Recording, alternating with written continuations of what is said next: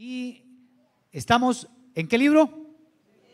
Hechos de los Apóstoles. Hoy llegamos al capítulo 2 y vamos a mirar un momento de una visita de alguien muy especial, la visita del Espíritu Santo. Todos creo que en algún momento de la vida hemos esperado a alguien, una visita, puede ser de un papá, una mamá que ha estado lejos y qué emocionante volverla a ver. O un amigo que se fue para otro país, un familiar. Y eso es una alegría, una emoción cuando uno puede encontrarse con esa persona. Hoy, de pronto, porque el mundo está más acelerado, el internet, los celulares han hecho que la vida sea un poco más simple. Antes había más emoción. Cuando no existía celular, entonces la gente se comunicaba por cartas, especialmente los novios. Se escribían cartas y cuando llegaba el día de la visita, porque no habían tampoco los carros como ahora, entonces era emocionante esperar cada 8 días la visita del novio o cada mes cuando era lejos, ¿no? Entonces la novia esperaba y se preparaba para recibirlo. Pues amados, vamos hoy a mirar la mejor visita, no la visita de una persona, sino la visita del Espíritu Santo. Vamos a leer Hechos 2, versículos 1 al 13. Qué emoción que el Espíritu Santo nos visite. Hechos capítulo 2, con toda reverencia voy a leer esta escritura a favor de todos y dice así: cuando llegó el día de Pentecostés, estaban todos unánimes juntos. Y de repente vino del cielo un estruendo como de un viento recio que soplaba, el cual llenó toda la casa donde estaban sentados. Y se les aparecieron lenguas repartidas como de fuego, asentándose sobre cada uno de ellos. Y fueron todos llenos del Espíritu Santo. Y comenzaron a hablar en otras lenguas, según el Espíritu les daba que hablasen.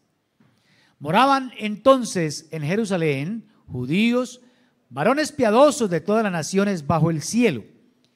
Y hecho este estruendo, se juntó la multitud y estaban confusos, porque cada uno les oía hablar en su propia lengua. Y estaban atónitos y maravillados diciendo: mirad, ¿no son galileos todos estos que hablan? ¿Cómo pues les oímos nosotros hablar cada uno en nuestra lengua en la que hemos nacido? Partos, medos, elamitas y los que habitamos en Mesopotamia, en Judea, en Capadocia, en el Ponto y en Asia, en Frigia y Panfilia, en Egipto y en las regiones de África más allá de Cirene, y romanos aquí residentes, tanto judíos como prosélitos, cretenses y árabes, les oímos hablar en nuestras lenguas las maravillas de Dios. Y estaban todos atónitos y perplejos, diciéndose unos a otros: ¿qué quiere decir esto?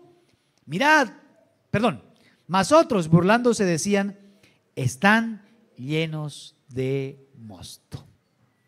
Oremos un momento y digámosle a Dios que nos hable. Señor, hemos leído tu palabra y creo que esta palabra inspirada por el Espíritu Santo, que narra precisamente la venida de Él, hoy pedimos que seas tú, mi Señor, enseñándonos, abriendo nuestro entendimiento para comprender las Escrituras. Háblanos, que te queremos escuchar. Sabes que somos personas necesitadas.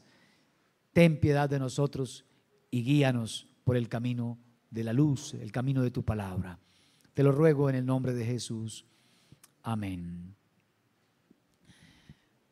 El segundo capítulo que vamos a ver señala un momento decisivo en la historia de la iglesia, en el reino de Dios. Una nueva fase se empieza a desenvolver aquí cuando la iglesia nace, y nace con la venida del Espíritu Santo. Hay un contraste en el capítulo 1 y capítulo 2. Capítulo 1, los discípulos deben esperar al Espíritu Santo. En el capítulo 2, el Espíritu Santo llega. En el capítulo 1, el Señor los estaba preparando por medio de instrucciones. Ahora en el capítulo 2, reciben el poder del Espíritu Santo. En el capítulo 1, el Señor les dijo: no se vayan de Jerusalén. Ahora en el capítulo 2, el Señor les dice: salgan de Jerusalén, vayan a todas las naciones. En el capítulo 1, el Señor Jesús resucitado subió al cielo. En el capítulo 2, el Espíritu Santo desciende del cielo. Así que hay un contraste de capítulo 1 y capítulo 2. Pero las enseñanzas que trae son maravillosas. Lucas nos ubica, versículo 1, ¿en qué día vino el Espíritu Santo? Dice el texto, cuando llegó el día de Pentecostés. Los judíos celebraban 3 fiestas que eran obligatorias. La fiesta de la Pascua, escuchen esto, celebraban la salida de Egipto, la liberación de Egipto de la esclavitud. Habían sacrificado un cordero y cada año tenían que hacerlo. Era la fiesta de la Pascua. En esa fiesta, en una de esas, murió Cristo Jesús, porque Cristo es el cordero de la Pascua. La segunda fiesta se celebraba a los 50 días de esa. Por eso se llama Pente, 50. Pentes, costés cosecha. 50 días cuando iniciaba la cosecha. Era una fiesta de acción de gracias para dar a él los honores porque iniciaban las cosechas. También la llamaban la fiesta de las primicias o fiestas de las semanas, porque precisamente se celebraba a las 7 semanas. Por eso la llamaban la fiesta de las semanas, 50 días. La tercera fiesta era al fin de la cosecha. Pero normalmente los judíos se quedaban, iban a la fiesta de la Pascua y los que vivían en otros lugares también venían, lejos. Y se quedaban 50 días para esperar la segunda fiesta. Es en una de ellas, en la segunda, en la de Pentecostés, que viene el Espíritu Santo. Y el texto nos dice, cuando llegó el día de Pentecostés, estaban todos unánimes juntos. Nos repite lo que dice el capítulo 1, que la iglesia tenía unidad. Pero, a partir del versículo 2, entonces nos empieza a narrar algo que es muy bonito. Y es la venida del Espíritu Santo. Cuando llegó el día de Pentecostés, estaban todos unánimes. Y de repente, porque lo primero que quiero mostrar es que cuando el Espíritu Santo viene sobre la iglesia, sobre un creyente, hay unas evidencias de esa venida. Pero el escritor, antes de hablarnos de las evidencias, nos da unos detalles. De repente, esa palabra lo que dice es que fue por sorpresa, a pesar de que ellos estaban allí reunidos y que estaban esperando la promesa del Padre, pero aún así a ellos ese momento los sorprendió, posiblemente porque no llegó como ellos esperaban, o porque el texto dice que estaban sentados. Mire lo que dice el versículo 2, de repente vino del cielo como un estruendo. ¿Cómo? No era, es decir, el escritor Lucas no tiene una palabra para describir lo que estaba pasando, lo que hace es comparar. Como un estruendo de un viento recio. Creo que a alguno le ha tocado una tormenta cuando el viento silba, ¿no? Y a veces algunos se asustan. Como un estruendo. Perdón, un estruendo como de un viento. No era un viento, era como un viento. El cual llenó toda la casa donde estaban. ¿Cómo? Estaban sentados. Los judíos normalmente oraban de pie o de rodillas. Entonces lo que indica era que posiblemente estaban dialogando. Por eso los tomó por sorpresa. De repente, esos son detalles que Lucas nos da. Ahora en el versículo 3 dice, y se les aparecieron lenguas repartidas. ¿Cómo? De fuego. No era fuego. ¿Cómo? Algo parecido al fuego. Porque uno se imagina cómo no les quemó el cabello, ¿no? No, como de fuego. El escritor dice aquí algo parecido al fuego, asentándose sobre cada uno de ellos. Esos son los detalles de cómo fue. Pero vamos a mirar el versículo 4 que nos habla de la evidencia. Dice, y fueron todos llenos ¿de qué? Del Espíritu Santo. ¿Y qué pasó cuando fueron llenos del Espíritu Santo? Comenzaron a hablar en otras lenguas según el Espíritu les daba que hablasen. Amados, hubo un cambio de habla. un cambio en su forma de hablar, tanto que empezaron a hablar en otros idiomas. Y quiero aquí hacer algunas aclaraciones. La Biblia habla que cuando viene el Espíritu Santo puede suceder dos cosas. Una persona hablar lenguas angélicas, que solamente lo comprenden los ángeles y Dios, o lenguas humanas. Y lo que pasó aquí fueron lenguas ¿qué? Humanas. ¿Por qué? Porque los que estaban ahí de diferentes partes del mundo entendían arameo, hebreo, griego, los de Creta, toda la gente entendió, porque lo que el Espíritu Santo le dio a los discípulos ese día fue lenguas humanas, ¿no? Ahora, ellos no hicieron un curso, como en algunos lugares, en algunas iglesias. A ver, repita estas palabras y le ponen a repetir. Shakira saca la bazuca. No tiene que repetir nada. El Espíritu Santo reparte como Él quiere.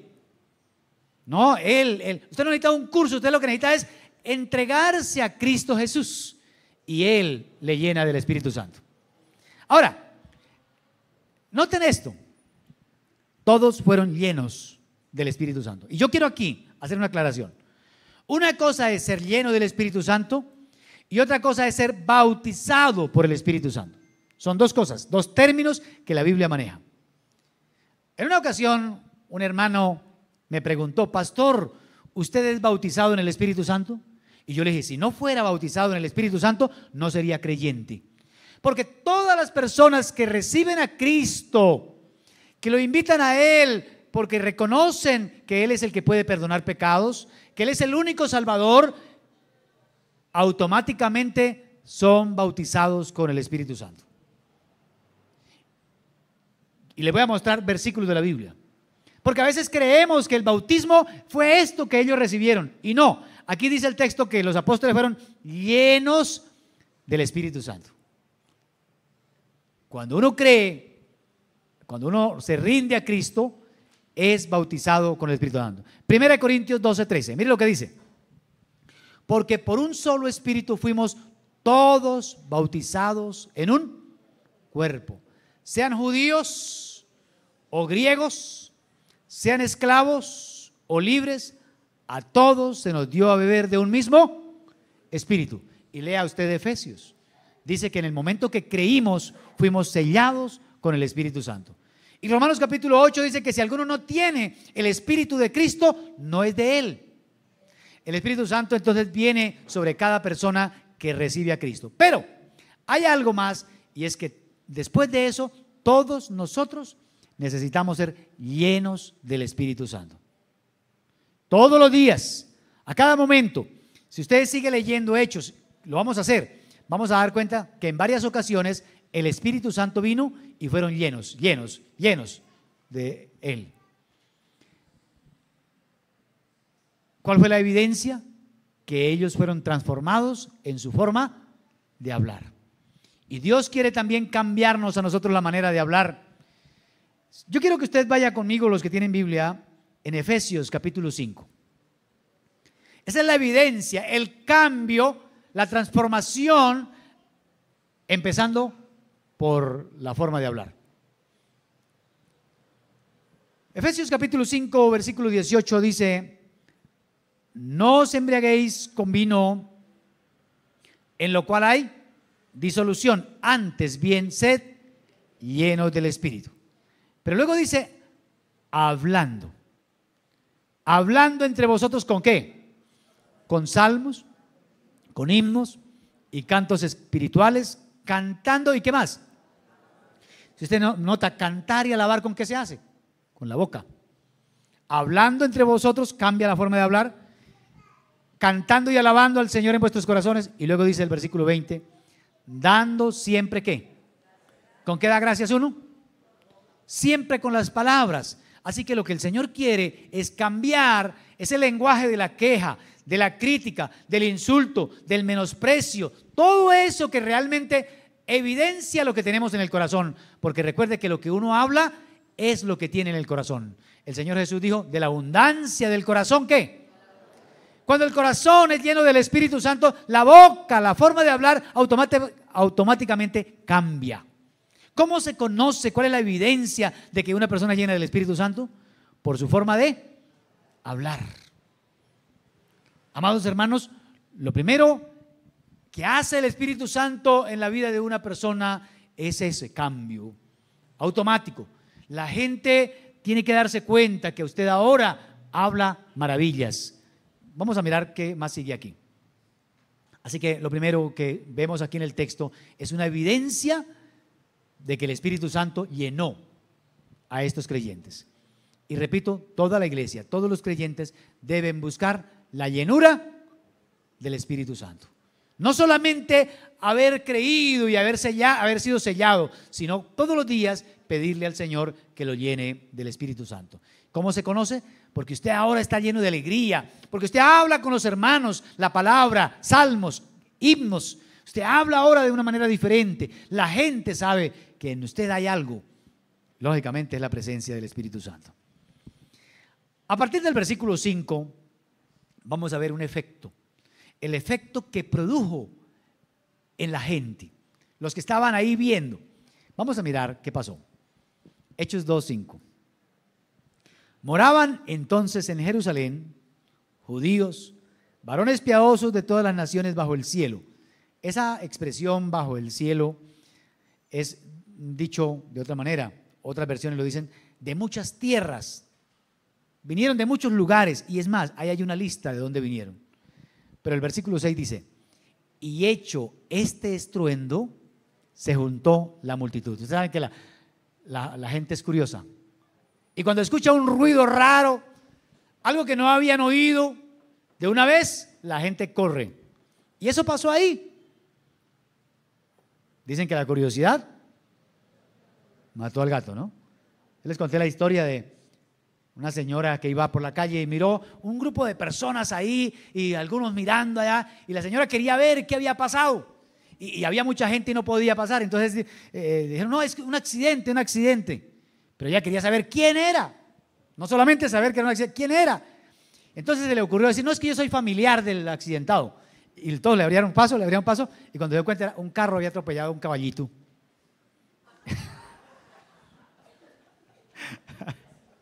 La curiosidad, ¿no? La curiosidad de saber. Y eso les pasó a estos. Bueno, no quise decir que era un perrito el que habían atropellado porque yo quiero mucho los perritos. Entonces. Y hecho este estruendo, se juntó la multitud. Y estaban como confusos, porque cada uno les oía hablar en su propia lengua. Óigame. En vez de encontrar que la casa se había caído, encontraron fue a un montón de gente hablando no hebreo, ni tampoco el griego. Estaban hablando otros idiomas y ellos, ¿y estos de dónde aprendieron eso? Es que aprender un idioma no es fácil, pero ahora el Espíritu Santo es el maestro para ellos. Pero ¿sabe por qué estaban más asustados o más atónitos? Versículo 7. Y estaban atónitos. La palabra atónito aquí es asombrado, maravillado, diciendo, miren, ¿no son galileos todos estos que hablan? Es que ser galileo era ser de la clase despreciable. De allá de Galilea no se esperaba nada bueno. Eran los apartados. Si uno mira en el mapa, Galilea queda al norte de Jerusalén y bien lejos, distante. Galilea era una provincia, allí estaba Nazaret, allí habían otras provincias allí. Y la gente no quería decir, no, es que yo soy de Galilea. Es como decir, no, es que yo soy ¿de dónde? Bueno, aquí en Colombia, gracias a Dios, no tenemos ningún pueblo apartado y gracias a Dios aquí todos vivimos muy bien, ¿no? Pero parece que decir que era de Galilea era como una pequeña vergüenza, ¿no? Y lo curioso es que el Señor vivió en Galilea. Nazaret perteneció a Galilea. Y si uno lee, por ejemplo, Hechos de los Apóstoles, San Juan, el Evangelio de San Juan, nos cuenta una historia. Felipe se encuentra un amigo llamado Natanael. Y le dice, San Juan capítulo 1, versículo 45, Felipe halló a Natanael y le dijo, hemos hallado a aquel de quien escribió Moisés en la ley, así como los profetas, a Jesús, el hijo de José de Nazaret. ¿Y qué contesta Natanael? Natanael le dijo, de Nazaret puede salir algo de bueno. Y le dijo Felipe, venga y véalo. Porque vuelvo a repetir que ser de Galilea, de ese sector, era una vergüenza. Ahora, volviendo otra vez a Hechos de los Apóstoles, cuando la gente llega y encuentran a galileos hablando diferentes idiomas, ¿y esto es de dónde aprendieron? Hoy es fácil aprender inglés, hoy realmente el que le gusta lo aprende fácil. Hay tutoriales de YouTube, hay cursos en el SENA, aquí hay academias rápidas, pero en ese tiempo para aprender un idioma no habían escuelas fáciles y las que habían, pues no era fácil el acceso. Así que aprender a hablar otro idioma fuera del que uno había nacido era realmente un milagro. Hoy uno encuentra que ya todo el mundo habla inglés, hoy francés, al mandarín. Pero en ese tiempo, amados, realmente era algo extraordinario y ellos estaban asustados. Amados hermanos, porque las personas que tienen el Espíritu Santo causan un efecto en otras personas. La gente queda atónita, maravillada, diciendo, oiga, este no era el borracho que todos los domingos llegaba a la casa a pelear y a pegarle a la mujer. Míralo ahora, qué consagrado es. Mira a ese que no se le podía hablar porque contestaba con 2 piedras en la mano, pero mira ahora, dice que vea qué amable. Amados hermanos, la gente se sorprende cuando el Espíritu Santo viene y cambia a una persona. Nosotros debemos ser un testimonio de que realmente Dios habita en nuestra vida. Mucha gente dice, yo soy cristiano, yo asisto a tal iglesia, pero nunca cambia. Nunca el Espíritu Santo ha hecho un cambio transformador en ellos. Eso no es cristianismo. El cristianismo siempre propende por el cambio. Por eso ustedes van a leer que en la Biblia dice arrepentíos, arrepentíos y arrepentíos. ¿Qué quiere decir eso? Cambien de vida. Y yo les quiero decir, señores, yo no cambié de religión. Yo tengo la religión cristiana. Desde pequeño me enseñaron que existía Dios, que la Biblia es la palabra de Dios. Yo no tengo la religión universal o religión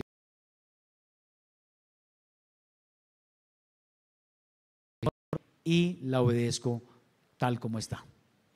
¿Qué cambié? Lo que cambié fue mi manera de hablar, mi manera de ver las cosas, mi manera de vivir. Eso sí la cambié, porque el Señor quiere que los seguidores de Él, los cristianos, cambien como lo hizo Él con los apóstoles. Así que lo segundo es que realmente cuando el Espíritu Santo viene, en primera medida hay unas evidencias, unos frutos. Y segundo, hay un impacto, hay un efecto en el corazón de otros. ¿Sabe? Mucha gente no se convierte porque uno le hable de la Biblia. Es más, uno a veces le dice, mire, ¿me permite hablar de la Biblia? No me hable de eso. Mucha gente quiere conocer a Dios porque te ven a ti, que has cambiado, que ahora eres amable, que ahora eres libre de todas las ataduras y de todos los vicios. Porque el mejor evangelio que uno puede predicar es lo que uno vive. Mostrarle a la gente los cambios que el Espíritu Santo ha hecho en uno. Posiblemente, repito, muchos, el único evangelio que van a escuchar o que van a ver es a usted. Y tendrán que sorprenderse de esos cambios. Dice el versículo, bueno, desde el versículo 8,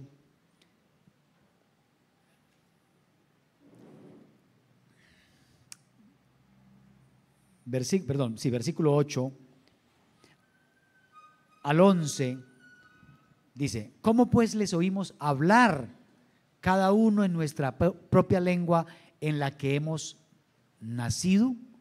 ¿Cómo es posible que siendo galileos ahora nosotros les escuchamos hablar en la lengua? Y empieza a enumerarlos.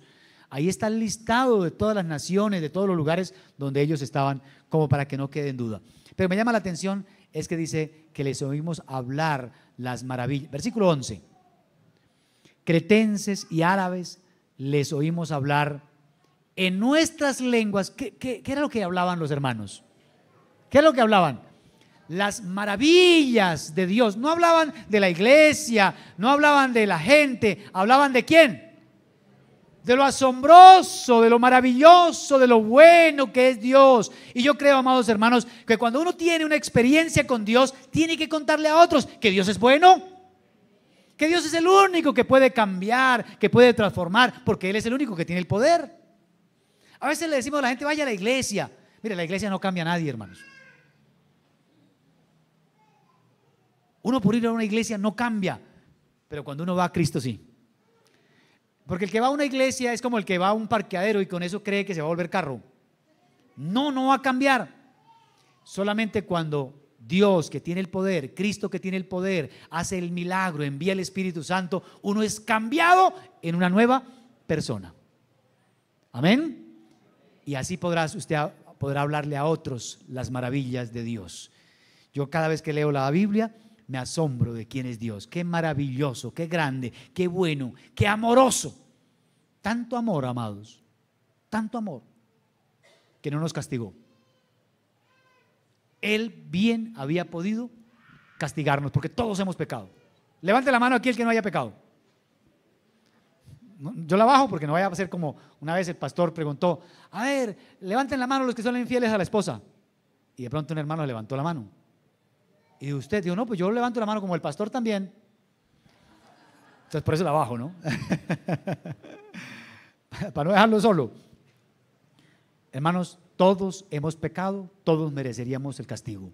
Pero Dios nos ama tanto, es tan bueno, que en vez de castigarnos, Él mismo pagó, Él mismo envió el sacrificio, Él entregó a su Hijo para que todo aquel que en Él cree no se pierda, sino que tenga la vida eterna. ¿Cuánto le dan un aplauso a ese Dios maravilloso?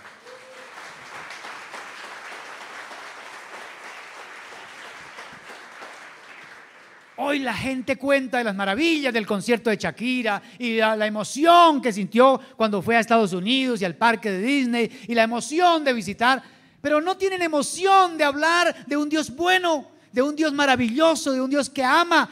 Y estos, cuando fueron llenos del Espíritu, hablaban las maravillas de Dios. Así que tiene que haber un efecto en el corazón de otros. Y por último, miremos el versículo 12 y 13. Y hay una explicación aquí. Dice, y estaban todos atónitos y perplejos, diciéndose unos a otros, ¿qué quiere decir esto? ¿Qué quiere decir eso? Ahora vamos a ver qué explicación dieron. Mas otros, burlándose, decían, ¿están qué? Borrachos, están llenos de mosto. Próximo domingo vamos a mirar que Pedro dijo, no, señor, no estamos borrachos. No, señor, son las 9 de la mañana, ¿quién se emborracha a esta hora? Ellos estaban llenos del Espíritu Santo. La gente quiere explicaciones y a veces se las inventa, porque así somos los seres humanos. Lo que no sabemos, no lo inventamos. Y sobre todo, tratando de explicar las maravillas de Dios, amados. Hay cosas que en la Biblia usted no la va a poder entender, tiene que aceptarlas por la fe. Sencillamente porque hay cosas que no tienen explicación, como esta. Es que ni siquiera Lucas pudo explicar, y él lo único que dijo era un estruendo como el de un viento recio, y unas lenguas como el fuego, algo así. Porque no tenía palabras para explicar, y yo tampoco puedo explicar de dónde vino Dios, no puedo explicarle si existieron los dinosaurios o no, amados hermanos, porque lo que la Biblia enseña es lo que usted necesita para saber y para poder ser salvo. Usted necesita saber que Cristo te ama y vino a morir en la cruz para que usted no se pierda, sino que tenga la vida eterna. La gente quiere explicaciones y a veces se equivoca. Mire, Jesús vino y echó fuera a los demonios. ¿Y sabe qué dijo la gente? Este echa fuera demonios, ¿por qué? Mire lo que dice aquí. Mas los fariseos al oírlo decían, este no echa fuera a los demonios, sino ¿por quién? Por Beelzebú, príncipe de los demonios. Porque la gente se equivoca explicando lo que es inexplicable. lo que no tiene explicación. Amados hermanos, nosotros tenemos solamente que asombrarnos del gran poder y de las maravillas del Señor. ¿Estamos de acuerdo? Una cosa quiero terminar. Todos nosotros podemos ser llenos del Espíritu Santo, porque la promesa es para nosotros, para todo aquel que cree. Y termino con esto. Hechos capítulo 2, me voy a adelantar al estudio, pero quiero terminar hoy con esto. Hechos 2, versículos 38 y 39. Pedro les dijo: arrepentíos y bautícese cada uno de vosotros en el nombre de Jesucristo. ¿Para qué? Para el perdón de los pecados, porque para eso vino Cristo, a perdonar pecados. Y luego dice: y recibiréis el regalo, el don del Espíritu Santo. El Señor, por medio de Pedro, le está diciendo: mire, si ustedes se arrepienten y reciben a Cristo, aceptan a Cristo, y aceptarlo significaba aún bautizarse, porque eso significaba identificarse con Él. Si usted realmente se rinde a Cristo, van a recibir ¿el qué? El regalo del Espíritu Santo. Y luego mire lo que dice el versículo 39: porque para vosotros es la promesa, para los que estaban ahí, y para vuestros hijos, para los hijos de ellos, para todos los que estaban lejos. Pero luego dice: para cuántos el Señor nuestro Dios llamare. ¿Y a cuántos ha llamado el Señor? Para usted es la promesa del Espíritu Santo. Solamente ríndase a Cristo, pida perdón por sus pecados y permítale al Espíritu Santo venir a cambiarte en una nueva persona. Él quiere llenar tu corazón de alegría, de paz y sobre todo del amor de Dios. Inclina tu rostro, por favor, y oremos. Señor, te doy gracias por la palabra que está escrita. Y gracias por esa información que tu Espíritu Santo viene sobre la iglesia, sobre todos los que hemos creído en Cristo. Y viene para cambiarnos, para hacernos nuevas criaturas. Viene para que nosotros empecemos una vida nueva, llena del Espíritu Santo, de gozo. Hoy te ruego que escribas la palabra en el corazón de cada uno. Si alguno quiere que el Señor le bautice, es decir, que le una al cuerpo, hoy necesita recibir a Cristo, porque Él es el dador del Espíritu Santo. Reconoce que ha ofendido a Dios y que necesita el perdón, y reconoce que solo Jesucristo pagó por ese pecado.